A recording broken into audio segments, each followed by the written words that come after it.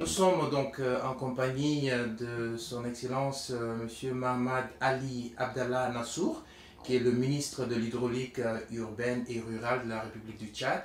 Excellence, merci pour votre disponibilité, merci de nous avoir permis de venir nous entretenir avec vous. Vous êtes donc au terme d'un séjour à Washington DC. Vous avez pris part à d'importantes rencontres et des consultations sur la problématique de l'eau. Pouvez-vous, Excellence, nous faire le point de votre séjour et le bilan que vous tirez? Bien, merci. Cette occasion nous permettra de dire ce qui est essentiel, en particulier pour ce qui concerne ce secteur de l'eau, qui est devenu un secteur vital et qui est devenu aussi une préoccupation mondiale. En effet, vous savez que depuis 2000, toute la communauté internationale s'est réunie et s'est fixé des objectifs, ce qu'on appelle les objectifs millénaires du développement.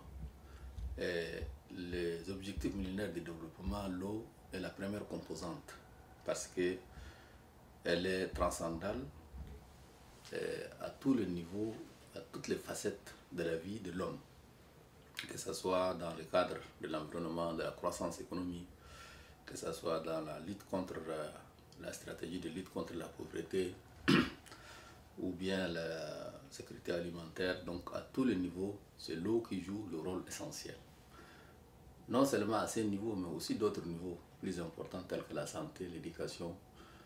Le rôle de l'eau a été jugé fondamental. C'est pourquoi la communauté internationale s'est réunie pour se fixer des objectifs de millénaire horizon 2015. À ces niveaux, tous les pays ont pris des engagements pour faire atteindre l'accès à l'eau potable à au moins 60% et assainissement au moins 35%. Ça doit être un cas général pour tous les pays. Certains pays ont déjà atteint ces seuils et même voire dépassé.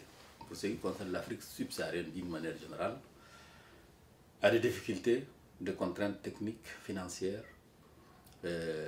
au-delà même de la ressource elle-même qui existe dans certains endroits, comme c'est le cas au Tchad. Dans beaucoup de pays, on a beaucoup de difficultés pour mobiliser ces ressources, les ressources financières, pour mobiliser les ressources en eau. Donc, nous, si nous sommes là aujourd'hui ici, c'est parce que la communauté internationale s'inquiète, en particulier l'UNICEF, la Banque mondiale, l'ONU, ont constaté que le chemin est parcouru, c'est important, des efforts ont été faits, mais il y a des incertitudes quant à l'atteinte des objectifs de 2015. C'est pourquoi aujourd'hui cette réunion a été convoquée entre le ministre de Finances, le ministre en charge de l'eau et également tous les ministres de la coopération des pays développés pour faire le point de ce qui a été fait et surtout de prendre des engagements précis, clairs, vérifiables pour ce qui concerne le temps qui reste, c'est-à-dire d'ici 2015, chaque pays doit prendre des engagements précis en termes de planification, en termes de financement, pour que d'ici 2015, chaque pays atteigne ses seuils de 60% eau potable, 35% assainissement. Donc le Tchad, à ces jours, nous sommes à 46% de eau potable et au niveau de l'assainissement, nous avons en global autour de 12%. Mais cela est fait de façon très disparate parce que vous avez seulement 0,6% de population utilisent des latrines améliorées, 10,6% utilisent des latrines rudimentaires et 88% utilisent la nature comme lieu d'essence. Ce qui fait que donc à ces niveaux, le bas blesse, des efforts à faire. Et nous avons fait une planification au Tchad sur la base du schéma directeur qui est déduit même, schéma directeur de l'eau qui est déduit du schéma national de la stratégie nationale de la réduction de la pauvreté. Et ces schémas, avec l'analyse perspective et analyse eau potable et assainissement, nous a permis de faire une planification chiffrée dans le temps et dans l'espace. Donc en termes d'adduction eau potable, assainissement et hygiène, le plan au niveau du ministère, nous sommes techniquement prêts. Par contre, ce plan nécessite un financement de près de 800 milliards d'ici 2015. Normalement, donc 2011, 2012, 13, 14, 15, il faut une mobilisation d'au moins 800 milliards de francs CFA. À ce jour, les intentions de financement des partenaires se chiffrent autour de 200 milliards. 200 milliards de francs CFA juste pour toute la période. C'est les intentions. J'espère que ça va se réaliser. Par contre, au niveau de l'État, les efforts même sont été importants de 2009 jusqu'à 2011. Force est de constater que le budget 2012 n'a pas été à la hauteur des ambitions du plan. Et donc, ce qui fait que nous sommes encore en négociation avec notre collègue de finances sur la base des instructions du chef de l'État pour réaliser 120 addictions eau potable, les 1000 forages pour cette année 2012, de discuter, peut-être faire en sorte que d'ici le collectif budgétaire ou éventuellement au début de l'année 2013, ce programme sera rattrapé, donc en mettant plus de moyens et en rattrapant le reste du chemin parcouru. Donc le résumé de la rencontre à Washington, c'est qu'il y a une prise de conscience extrêmement importante. Il y a une mobilisation tous azimuts de toute la communauté internationale. Et en particulier donc la Banque mondiale, l'ONU, UNICEF, qui sont les acteurs clés du secteur de l'eau et du développement, sont aujourd'hui sensibilisés et sont devenus très exigeants vis-à-vis de ceux qui ne font pas des efforts, voire même menacés de faire lier l'aide au développement prioritairement à ceux qui feront des efforts au secteur de l'eau. Donc, l'eau et l'assainissement sont devenus vraiment de préoccupations majeures. Parce que c'est la base de la santé, tout simplement, je dirais que l'eau c'est la vie.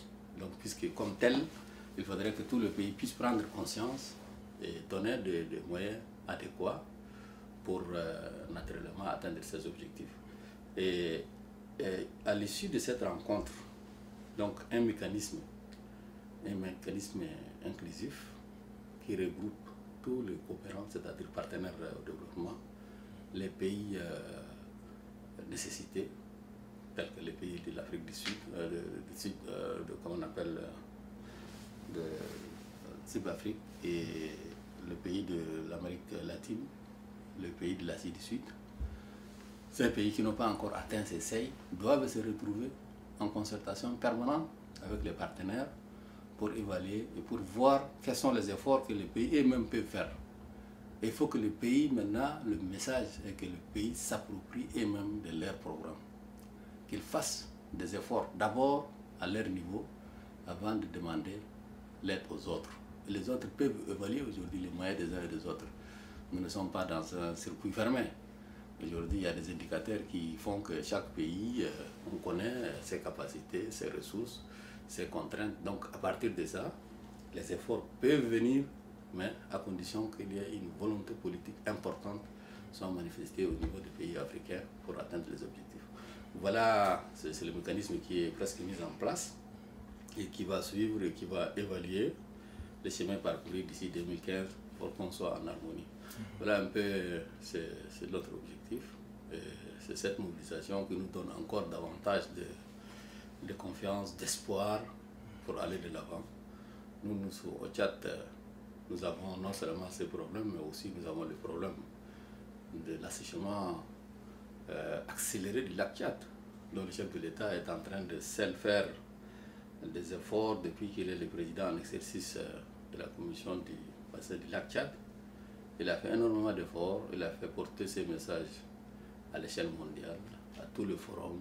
Il était présent, en particulier celui de Marseille, où il avait donc présenté objectivement tout le plan qui concerne la restauration du lac Tchad. Le plan a été confiné sur un document traduit en anglais, en français et en arabe, où tous les projets de restauration du lac Tchad étaient déclinés. Le chef de l'État donc s'il les présentait, et on se prépare activement pour encore faire la même chose à Rio+20, mois de juin, donc Brésil. Ce qui fait qu'il est devenu vraiment l'avocat numéro 1 de la restauration du lac Tchad. C'est un défi important puisque 30 millions de personnes vivent directement des retombées du lac Tchad. Donc c'est un lac qui constitue un pan important de l'économie, qui assure des fonctions sociales importantes, mais qui aujourd'hui également constitue une catastrophe écologique si on le laisse partir comme ça. Donc l'inaction est inadmissible. C'est pourquoi donc, le chef de l'État est mobilisé avec ses pairs de la CBLT et aussi de la communauté internationale pour mobiliser les moyens nécessaires pour restaurer la Tchad. Voilà les défis de l'eau potable, de l'assainissement, l'hygiène, la restauration du lac Tchad sont des priorités autour desquelles nous sommes en train de se militer et nous avons un soutien très ferme du chef de l'État et du chef de gouvernement.